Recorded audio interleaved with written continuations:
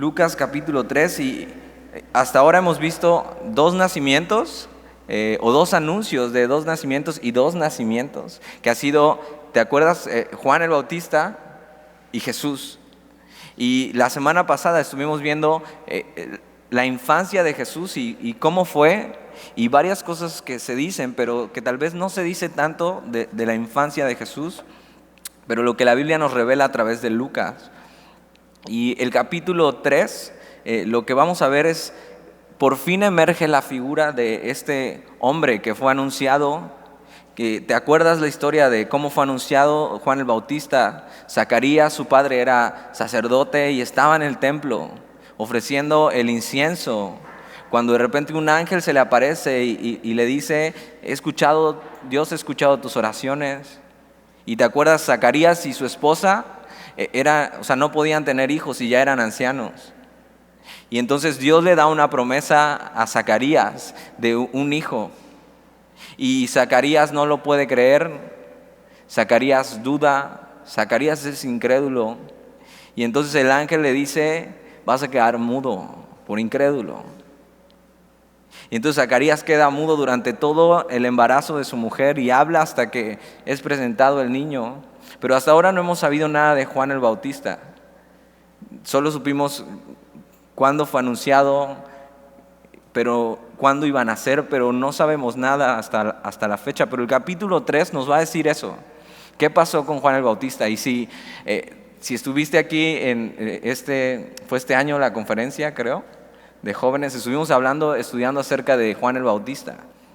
Pero no vimos este pasaje tal y como está. Entonces, mira, vamos a estudiarlo. Lucas capítulo 3, versículo 1.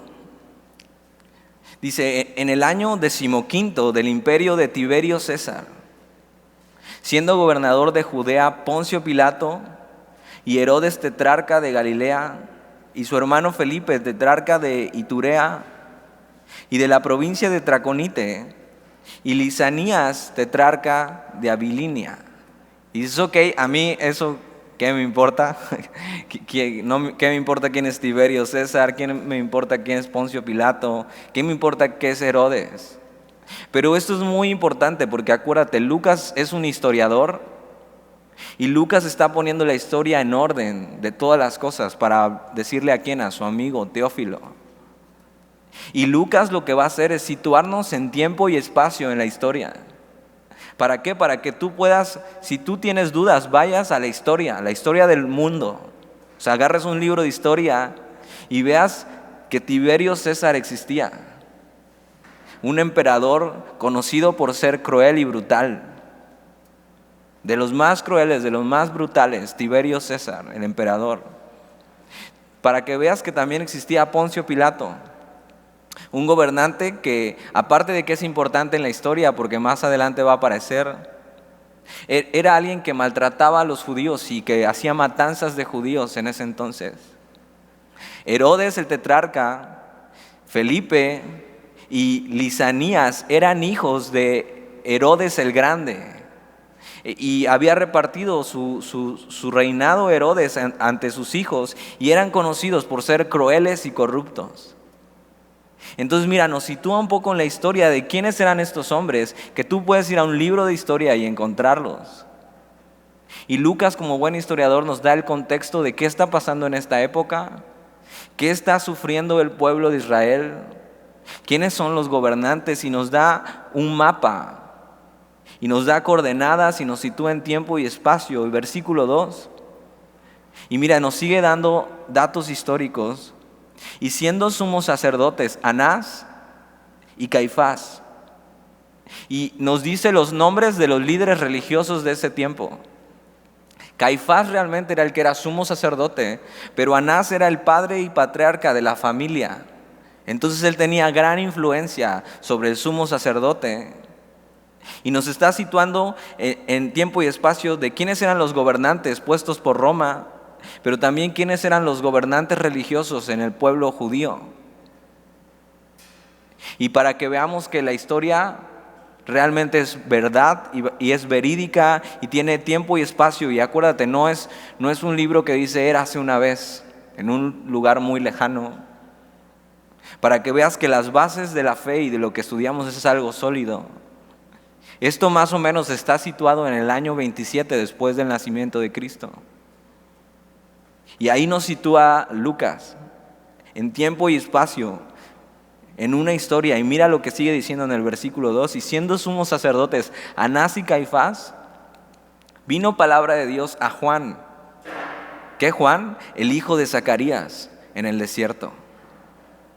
Ok, y esto es muy importante. Y vamos a arrancar de aquí. Tenía siglos en la historia donde Dios había guardado silencio para su pueblo, donde no existían más profetas. Acuérdate, el profeta es este que hablaba de parte de Dios al pueblo. Y entonces por toda la historia Dios estuvo comunicándose con su pueblo a través de profetas. Y entonces profetas para hacer volver el corazón de su pueblo a Él, profetas para decirle la voluntad de Dios, pero habían pasado siglos en que no había habido un profeta, en que la palabra de Dios no había venido para decirle algo al pueblo de Israel. Pero entonces aparece el último profeta, y es Juan el Bautista, que sabemos que vivía en el desierto. Ahora vamos a ver quién era Juan, pero vamos a ver lo que Juan quería que viéramos. Y Juan estuvo en el desierto viviendo, y ahí Dios le habló y ahí recibió palabra de Dios, y Juan tiene un mensaje importante para decirle al pueblo. Y después de que Dios había guardado silencio tanto tiempo, ahora Dios estaba listo para decirles algo. Y Juan se vuelve el vocero de Dios, el mensajero, pero también se va a volver un precursor de lo que viene. Y ese es su mensaje. Tal vez tú tengas tiempo sin escuchar la voz de Dios en tu vida, o tal vez tú nunca has escuchado la voz de Dios en tu vida. Pero hoy Dios tiene algo que decirnos a través de Juan. Así como ese pueblo vivía en oscuridad, siendo oprimido por estos líderes en Roma y siendo oprimido por estos líderes religiosos que aparte eran corruptos, realmente eran corruptos y estaban muy apegados a buscar el poder político y no estaban dispuestos a servir a Dios. Esos eran Anás y Caifás, esos eran los líderes religiosos de ese tiempo. Y Dios había guardado silencio y el pueblo estaba desolado, viviendo subyugado ante el pueblo, ante Roma. Y Dios, después de haber guardado silencio tanto tiempo y tantos siglos, tiene algo importante que decirles, y Juan es el que lo va a decir, versículo 3. Y él fue por toda la región contigua al Jordán, esto quiere decir rodeando lo que le llaman el Valle del Jordán, predicando el bautismo del arrepentimiento para perdón de pecados. Este era el mensaje que Juan traía, el bautismo del arrepentimiento para perdón de pecados. Ahora, ¿qué es esto? Y es muy importante entender esto porque el bautismo en ese entonces era una ceremonia que se hacía comúnmente para cuando un gentil, alguien que no era del pueblo de Israel, quería volverse judío. Entonces, si tú eras gentil, eras griego, y entonces simplemente querías volverte a la religión judía, llegabas, ellos te sumergían en agua y decían: has sido purificado de tus pecados, eres judío. Y hacían un ritual y eso era lo que pasaba. Y esto es importante porque este bautismo de arrepentimiento para perdón de pecados no es para los gentiles, sino es para los judíos. Entonces Juan está predicando eso, un bautismo para limpieza espiritual, pero un bautismo para purificación con Dios. La palabra que sigue, que es bautismo de arrepentimiento, es la palabra en el original se dice metanoia. Y es muy importante que entiendas esto. La palabra metanoia o arrepentimiento significa dar la vuelta en U o dar una vuelta de 180 grados. El arrepentimiento lo que significa Y la palabra en su contexto quiere decir que si tú ibas para este camino directo a tu destino, de repente te das cuenta de algo y ya no vas a seguir hacia ese camino, sino das la vuelta en U. Y ya no vas para allá, vas para el lado totalmente contrario. Entonces Juan estaba predicando esto, el bautismo del arrepentimiento para perdón de pecados. Y entonces era una ceremonia que hacían los gentiles, pero esto lo estaban haciendo los judíos. Entonces, para que un judío hiciera esto, realmente lo que estaba haciendo era humillarse. Porque los demás veían ante todos que ese judío se hacía como un gentil igual de pecador. Pero significaba mucho porque Juan estaba predicando esto: arrepiéntanse, arrepiéntanse, vuélvanse a Dios y sus pecados serán perdonados. Ahora, así como era una historia oscura en el pueblo por los gobernantes que tenían, por tanto tiempo que Dios no había hablado, los corazones del pueblo estaban endurecidos. La gente no amaba a Dios. La gente vivía engañada en una religión, pero realmente no había quien amara a Dios. Y lo que pasa es esto, que la gente caminaba hacia su rumbo, a donde iba, hacia sus metas, hacia hacer su vida, pero le estaba dando la espalda a Dios en la manera de cómo vivía. Y Juan lo que estaba haciendo era un ritual externo, una ceremonia, para que todos se dieran cuenta que Dios quería purificarlos y hubiera arrepentimiento para el perdón de sus pecados. Y entonces, en vez de ir caminando en su vida y en su rollo y en yo tengo mi propia vida y sí está bien Dios y todo, pero yo voy a seguir mi vida, de repente lo que tenían que hacer con ese bautismo era: ok, no puedo seguir mi vida hacia donde voy. Necesito que Dios perdone mis pecados. Necesito arrepentirme. Y en vez de ir caminando dándole la espalda a Dios, hacían una vuelta de 180 grados y le daban la cara a Dios. Y eso es arrepentimiento. No estarle dando la espalda a Dios, sino girar, dar vuelta en U y darle la cara y decirle: aquí estoy, perdóname. Era lo que Juan estaba predicando y era lo que Juan estaba haciendo. Ahora, este no es el mismo bautismo que hacemos hoy en Cristo. El bautismo es una señal de que hemos sido perdonados, pero el bautismo de Cristo lo que hacemos es sumergirnos, identificándonos con su muerte, y salimos del agua identificándonos con su resurrección. Y por supuesto que hemos sido perdonados, pero esto es un bautismo un poco antes del bautismo en Cristo. Aún Cristo no ha empezado su ministerio, pero Juan está siendo un precursor del evangelio y está preparando los corazones y está diciendo al pueblo y está gritando: arrepiéntanse, vuélvanse a Dios. Versículo 4. Como está escrito en el libro de las palabras del profeta Isaías. Eso lo puedes ver si quieres anotar ahí en Isaías capítulo 40, versículo 4 y 5. No vamos a ir ahí, pero esto es lo que dice Isaías capítulo 40, versículo 4 y 5.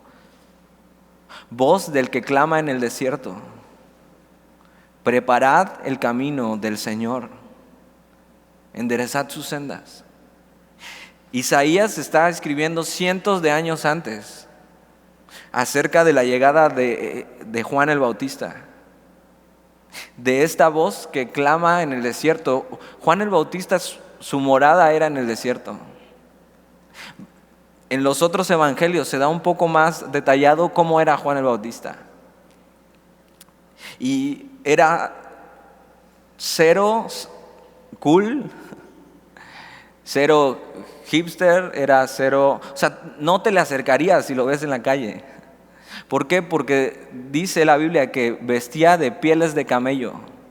Imagínate eso, vestido de pelo de camello.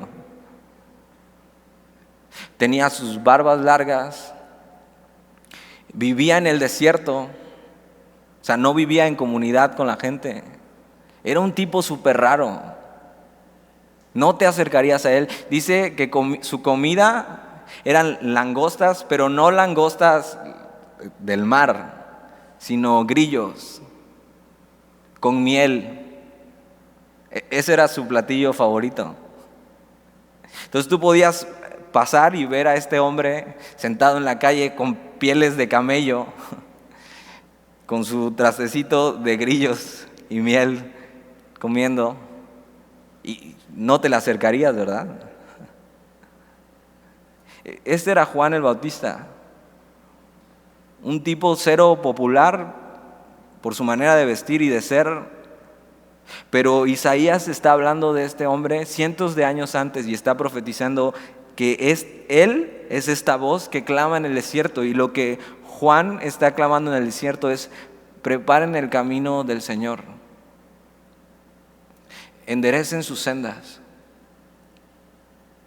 Y en el mundo antiguo lo que pasaba era que cuando un monarca iba a venir a un lugar, mandaban gente por delante a limpiar los caminos, a enderezar lo que estaba chueco, para que cuando el monarca viniera no hubiera estorbos. Entonces había este tipo de personas que iban por delante del monarca o del rey, limpiaban los caminos. Acuérdate, los caminos no eran pavimentados, obviamente, eran tierra, era pasto, era monte, eran montañas. Y entonces había alguien que iba por delante limpiando eso, porque el rey ya venía y todo tenía que estar listo. Pero no solo eso, cuando tú veías a estas personas limpiando, decías: alguien importante viene. Y Juan tiene este papel en la historia, de que es esta voz que clama en el desierto: preparad el camino del Señor y enderezar sus sendas. Juan le está gritando al pueblo: arreglen las cosas con Dios. Arreglen sus cosas con Dios. El rey ya viene. Preparen el camino. El rey ya viene. El papel de Juan es ser un precursor del que viene. Dar preparación, y es como una marcha triunfal de que ahí viene el rey. Versículo 5 dice: y todo valle se rellenará. Y entonces piensa en esto. ¿Sabes lo que es un valle? ¿No? Entre montañas, algo hundido. Todo lo hundido se rellenará, y se bajará todo monte y collado, y los caminos torcidos serán enderezados, y los caminos ásperos o allanados también serán enderezados. Versículo 6: y verá toda carne la salvación de Dios. Cientos de años antes, Isaías estaba profetizando que iba a venir una voz que clama en el desierto, diciendo: hey, arreglen las cosas con Dios, el rey ya viene. Y cuando el rey venga, va a enderezar todas las cosas. Cuando Jesús venga, Él va a enderezar lo que ha sido imposible de enderezar para el hombre. Pero ustedes necesitan volverse a Dios, necesitan enderezar su camino, necesitan ya no darle la espalda a Dios. Y el versículo 6 habla esto, que toda carne le verá. Está anunciando la salvación para todo el mundo. Cuando el camino estuviera listo, el rey iba a venir. Y es lo que pasó. El anuncio de Juan era: el Mesías viene, el Mesías está cerca, el Mesías está a punto de llegar. Versículo 7. Y vas a ver el mensaje de Juan. Y si de repente tú vienes al grupo de jóvenes y sientes como que, híjole, hoy Dani sí fue como que muy duro. O sea, sí se pasó, sí me dijo algo y sí se pasó conmigo. Si piensas que de repente alguien puede ser muy duro contigo, dándote un mensaje, tienes que escuchar el mensaje de Juan. Acuérdate, imagínalo. Es más, imagíname a mí vestido de pieles de camello, con barba larga y aquí mi botecito de grillos con miel. Y vamos a ver lo que Juan tiene que decirles. Y vamos a ver cómo Juan les habla. Y esto es muy importante porque de repente las palabras pueden ser duras. Y sabes, a veces la gente que te ama tiene que hablarte duro, porque a veces no hay otra manera de que entiendas. Y con todo el amor a sus hermanos, Juan va a hablar estas cosas. Y mira cómo les dice en el versículo 7. Y decía a las multitudes que salían para ser bautizados por él. Y mira, hay mucha gente con Juan. Mucha gente está viniendo a hacer este bautismo del arrepentimiento para perdón de pecados. Por supuesto que no siguen a Juan por cómo se viste y por lo que come y porque se vea muy bien o porque tenga una gran imagen, sino por el mensaje que tiene. Y entonces decía a las multitudes que salían para ser bautizados por él: oh generación de víboras.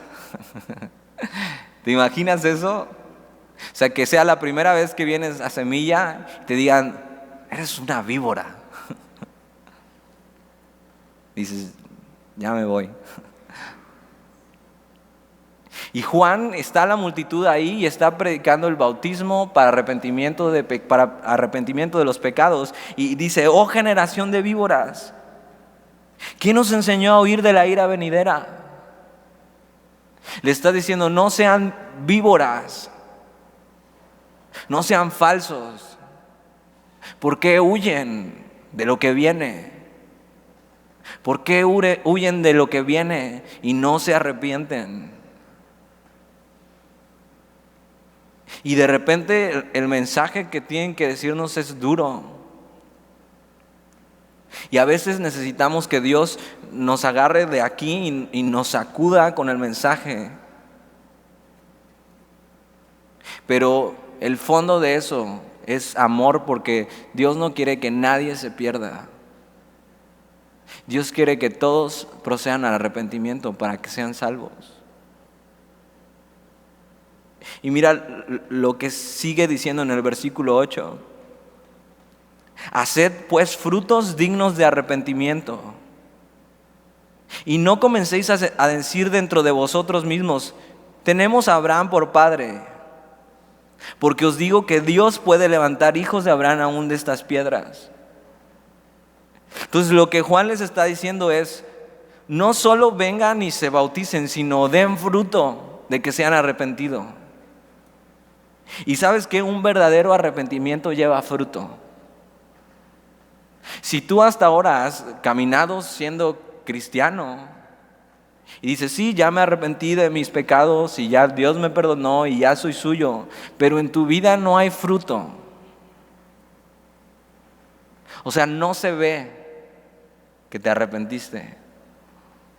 Y eso es muy importante entenderle, porque arrepentirse no es lamentarse de sus pecados y decir: ay, híjole, soy un pecador, no lo vuelvo a hacer. Eso tampoco es arrepentimiento. No lo vuelvo a hacer. Eso no es arrepentimiento. ¿Te acuerdas lo que hablamos? Arrepentimiento es ir pecando y dándole la espalda a Dios y de repente dar la vuelta y decir: ya no voy a hacer eso. Eso es un fruto digno de arrepentimiento. Si tú hasta ahora has estado caminando con Jesús, pero tu vida no ha dado fruto y no has dado vuelta en U de hacer tu pecado, entonces no te has arrepentido. Solamente te has lamentado de tu pecado. Y es necesario que te arrepientas. Es necesario que no solo digas: ya no lo voy a hacer, pero sigues caminando hacia eso. Es necesario que des la vuelta y digas: basta, Eso es fruto digno de arrepentimiento. Y lo que Juan les está diciendo es: den fruto, no nada más digan, no nada más se lamenten de su pecado. Den fruto, que se vea, ya no sigan pecando. Y les sigue diciendo y les dice: y no comencéis a decir dentro de vosotros mismos: tenemos a Abraham por padre, porque os digo que Dios puede levantar a los hijos de Abraham aún de estas piedras. El orgullo más grande de los judíos que eran hijos de Abraham e hijos de la promesa, y había una falsa creencia donde los judíos pensaban que ellos eran salvos de la ira de Dios porque Abraham había tenido fe. Y esto es importante porque el cristianismo y el ser salvo no se hereda. Si tus papás son cristianos, eso no significa que tú seas cristiano. Y ellos tenían orgullo en su corazón diciendo: o sea, pero nosotros somos de la promesa. O sea, mira, mi tatarabuelo es Abraham, el de la promesa, el que Dios lo tomó y empezó a ser su pueblo. Juan les dice: no sean orgullosos, no se llenen de orgullos pensando que por su padre Abraham ustedes son salvos. Porque dice: os digo que Dios puede levantar hijos a Abraham aún de estas piedras. O sea, no te llenes de orgullo y te ciegues a ver esto. Y lo que hace el orgullo es impedir que te arrepientas. No pongas estorbos al arrepentimiento. No busques razones para no hacerlo. Necesitamos arrepentirnos y necesitamos cambiar. Tal vez hasta ahora tú has estado cerca de Jesús, pero no ha habido fruto de arrepentimiento en tu vida. Y necesitas arrepentirte de verdad, y no solo de palabra, sino que haya un fruto en tu vida y no estar cayendo en lo mismo y en lo mismo y en lo mismo. Si dices que te arrepientes pero no cambias, entonces no te has arrepentido.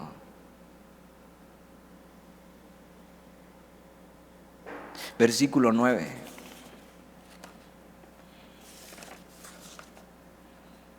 Y te das cuenta, es un mensaje que sacude, es un mensaje duro. Pero la razón de este mensaje es que Dios no quiere que nadie se pierda. Y eso es amor y eso es gracia. Y te voy a pedir un favor: mientras estamos leyendo esto, no pienses en alguien que crees que se tiene que arrepentir. Piensa en si tú te tienes que arrepentir. Ahora, puedes tener esta pregunta: ¿por qué debería arrepentirme? Y el versículo 9 nos va a decir. Mira, dice: y ya también el hacha está puesta a la raíz de los árboles. Por tanto, todo árbol que no da buen fruto se corta y se echa en el fuego. Lo que Juan está diciendo es, o sea, lo que viene adelante. O sea, ya ahorita el hacha están checando qué árbol está dando fruto de arrepentimiento. Y ya el hacha está en la raíz de los que no están dando fruto. Para que si realmente no se han arrepentido y no han dado fruto, se ha cortado y echado al fuego. Y sabes de dónde es el fuego. Sin arrepentimiento no hay perdón de pecados. Sin arrepentimiento no puedes tener una vida con Dios en la eternidad. Versículo 10.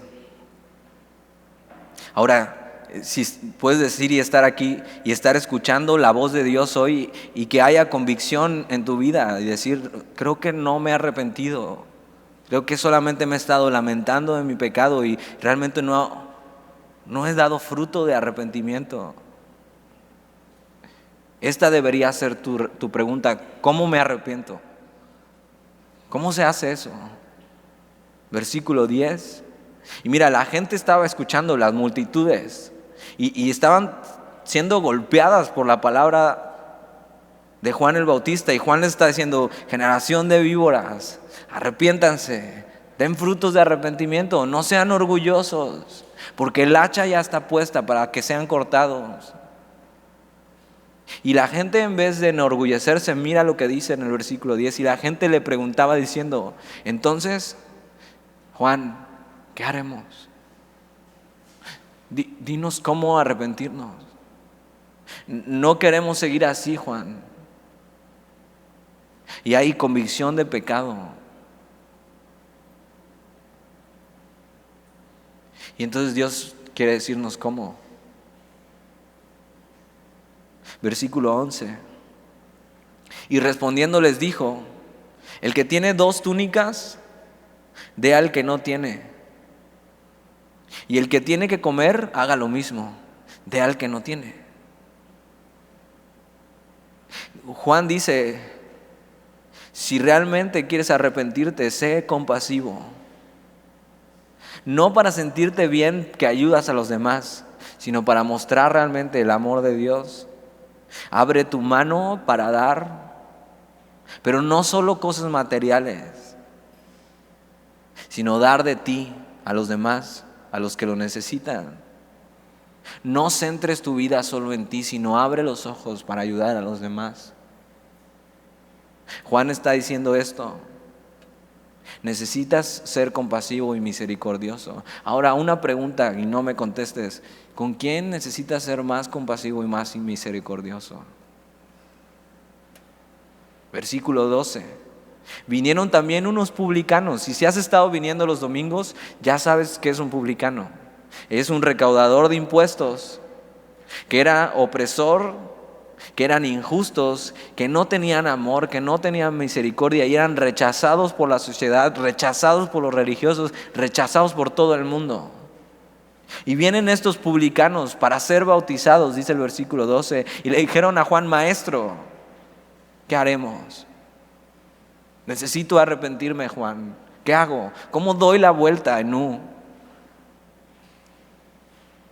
Versículo 13. Él les dijo: no exijáis más de lo que os está ordenado. Vuelta en U, arrepentimiento. Ya no hagas eso. Ya no hagas lo que sabes que no deberías estar haciendo. Y mira, no importa quién seas y qué hayas hecho, como los publicanos, Dios no va a rechazarte aunque todo el mundo lo haga. Si tú te arrepientes, Él te recibe con los brazos abiertos. Estos son frutos dignos de arrepentimiento. Versículo 14. También le preguntaron unos soldados. Entonces mira, no solo publicanos, sino soldados romanos le preguntan diciendo: ¿y nosotros qué haremos? Y los soldados romanos eran crueles, eran rudos, eran sin misericordia, eran abusadores, eran ambiciosos. Y les dijo: no hagáis extorsión a nadie, ni que calumniéis, y contentaos con vuestro salario. Juan está diciendo una y otra vez: deja de hacer lo que hacías, deja de ofender a Dios. Eso es arrepentimiento. Y si te das cuenta, todo lo que habla con este tipo de personas, tratan con la integridad de una persona, de ser íntegros. Dios, por supuesto, que sabe que no podemos ser perfectos, pero una persona que se arrepiente es una persona íntegra, que no está buscando pecar, sino que está buscando no ofender a Dios.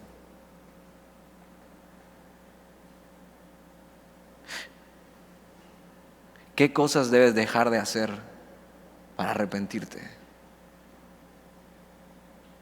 ¿Con quién debes cambiar?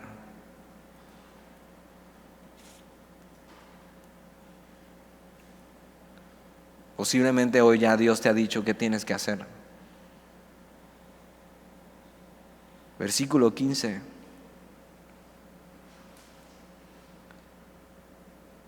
Como el pueblo estaba en expectativa, preguntándose todos en sus corazones si acaso Juan sería el Cristo. Entonces el pueblo, al ver esto y al escuchar las palabras de Juan, estaban impactados, estaban conmovidos, veían, necesito arrepentirme. Hasta ahora no me había arrepentido. Necesito cambiar. Necesito darle la cara a Dios. Necesito arreglar mi situación con Dios. Y el pueblo veía todo eso y estaba a la expectativa y se preguntaban en sus corazones si Juan sería el Cristo. Ahora esto es importante porque los judíos sabían que el Cristo tenía que hacer milagros y el Cristo tenía que venir de la descendencia de David, pero Juan ni hacía milagros ni era de la descendencia de David, y aún así la gente se preguntaba. Estaban tan impactados por el mensaje de Juan, estaban tan conmovidos por lo que Dios estaba diciendo a través de Juan, que incluso pensaban que era el Mesías sin tener las cualidades que se habían dicho del Mesías. Versículo 16. Ahora Juan pudo haber aprovechado eso y decir: este es mi momento, toda la gente me sigue. Nunca nadie me seguía porque me vestía de pieles de camello y comía grillos con miel. Pero hoy soy popular, mira toda la gente que me sigue. Pero mira lo que Juan responde, y ya sabes cómo es Juan, seguramente si viniste a la conferencia. Y respondió Juan diciendo a todos: yo a la verdad os bautizo en agua, que es para eso, es como de purificación, como de arrepentimiento de los pecados, es como para arreglar tu asunto con Dios. Pero mira lo que dice: pero viene uno más poderoso que yo. Juan está diciendo: yo no soy, viene alguien que es más poderoso que yo, de quien no soy digno de desatar la correa de su calzado. Ahora esto, en este tiempo, en este contexto, agarrar la correa del calzado de alguien o los pies de alguien era de lo más humillante que podías hacer. Y Juan ocupa esto y dice: no soy digno de hacer ni siquiera lo más humillante por este que viene, exaltando y levantando el nombre del que viene. Y diciendo: el que viene es mucho más poderoso que yo, es tan poderoso que ni siquiera soy digno de desatar la correa de su calzado. Yo no soy el Cristo, no se fijen en mí. Yo solamente estoy dando un mensaje de parte de Dios. Dice: de quien no soy digno de desatar la correa de su calzado. Y dice: Él los bautizará, pero no en agua, sino en Espíritu Santo y fuego. Y habla de otro bautismo. Y un bautismo diferente al que Juan estaba haciendo. Este bautizará en Espíritu Santo y fuego está hablando de una llenura y de un desbordamiento del Espíritu de Dios en nuestras vidas. Está hablando de amor y gracia de Dios cayendo sobre nosotros. Como si te aplastaran. Como si el amor de Dios te aplastara y no pudieras más de sentir su amor y su gracia. Está diciendo: yo los estoy bautizando para que le den la cara a Dios y se arrepientan, pero el que viene quiere bautizarlos con el Espíritu Santo y con fuego. Que su amor y su gracia caiga sobre ustedes, para que todo aquello que no habían podido dejar, siendo llenos de su Espíritu y desbordando de su Espíritu, en un segundo lo dejen y lo amen y lo sigan.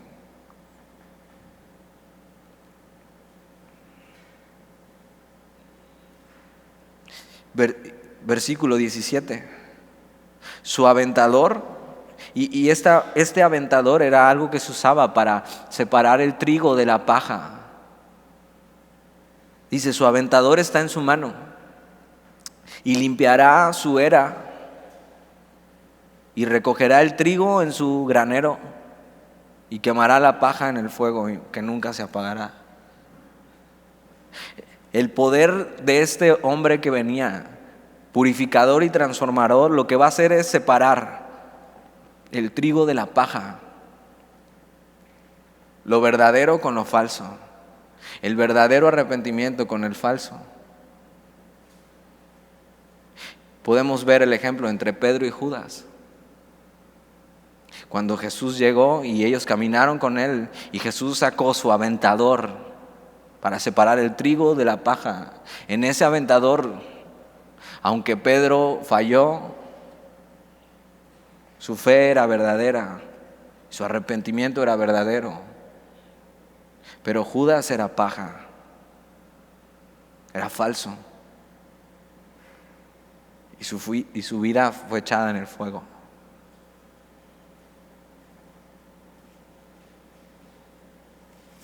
Versículo 18.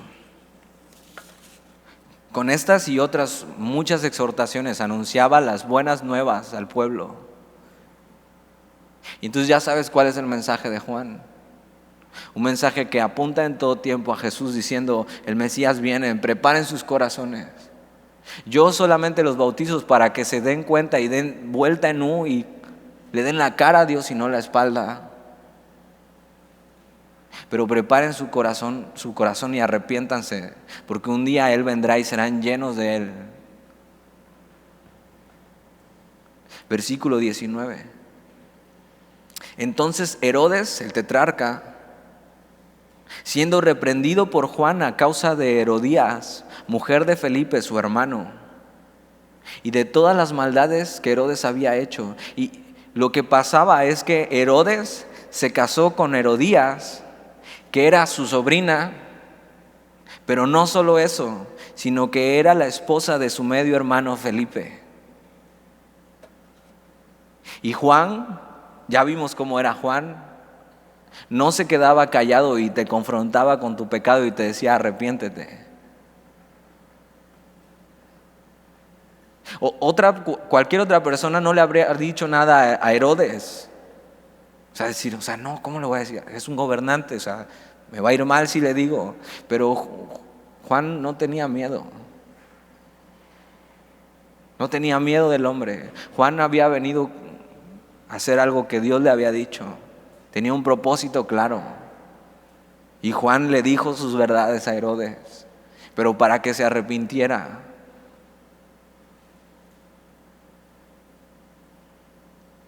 Versículo 20. Sobre todas ellas, las maldades de Herodes, añadió además esta: encerró a Juan en la cárcel. Entonces mira, en estos versículos podemos ver dos tipos de personas. Una que escucha la voz de Dios: arrepiéntanse. Arrepiéntanse porque el Mesías viene. Arrepiéntanse para recibir a Jesús que viene. Y personas viniendo y decir: ¿cómo me arrepiento? Necesito hacerlo. ¿Qué hago? Señor, dime qué hago. Ya no puedo más vivir así. Necesito que mi vida cambie. Pero hay otro tipo de personas como Herodes, que escuchan el mismo mensaje: arrepiéntete. Y en vez de obedecer al mensaje, quieren callar la voz de Juan, que es la voz de Dios, diciendo: arrepiéntete. Y quieren ya no escuchar esta voz. Y lo que hace Herodes es encerrar a Juan para ya no escuchar esa voz.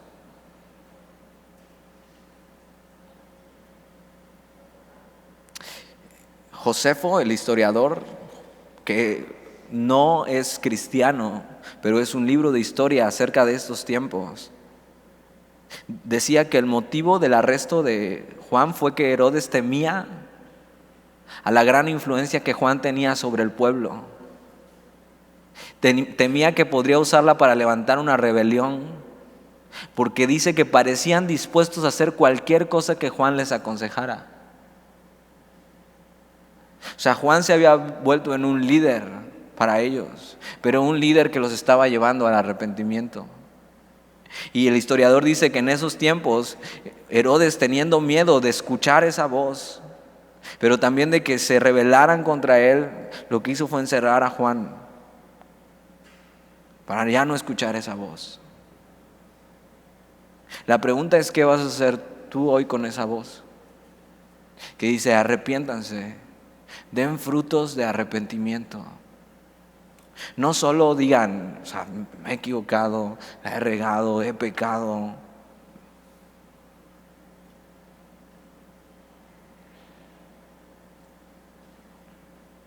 Juan viene y dice: preparen sus corazones para que Jesús venga. Y Herodes está buscando callar esa voz.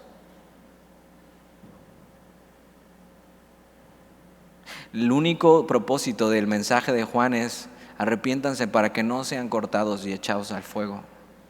Es necesario que se arrepientan. Si hoy tú estás escuchando la voz de Dios diciéndote: arrepiéntete, no trates de callarla. Hoy Dios está así, extendiendo gracia y extendiendo misericordia, diciendo: vengan a mí, no me den la espalda. Yo quiero perdonarlos, pero arrepiéntanse y den frutos dignos de arrepentimiento. ¿Qué vas a hacer con la voz de Dios hoy?